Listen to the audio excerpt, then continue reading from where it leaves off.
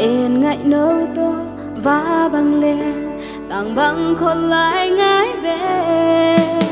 ngày ô lại lùng ngơ na xoang lâu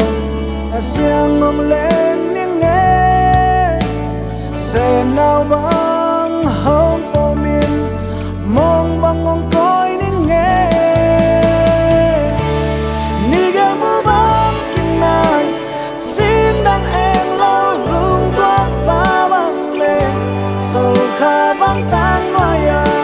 mong bằng ký coi in na xin cho su lung toan hầu lung cùng cái lâu đừng tông chạm tê chạm bé lâu nghỉ ghê mà chẳng xuân không đi mơ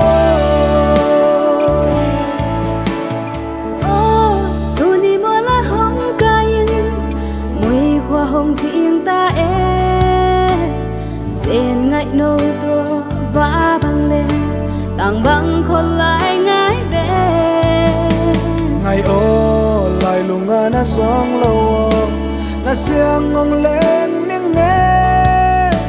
sẽ nào bằng hôm po miên mong bằng ngông coi những nghe ni gel u bang kinh ngài xin đang em lâu lung toát phá bằng lệ sầu kha vang tang noya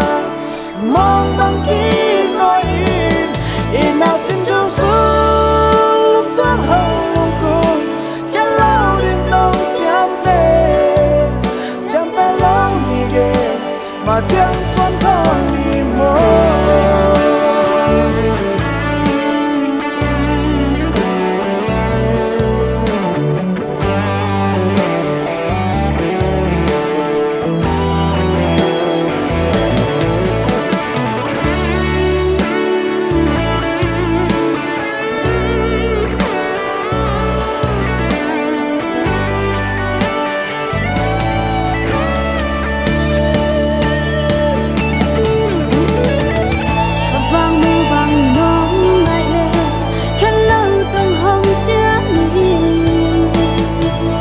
ngày ôm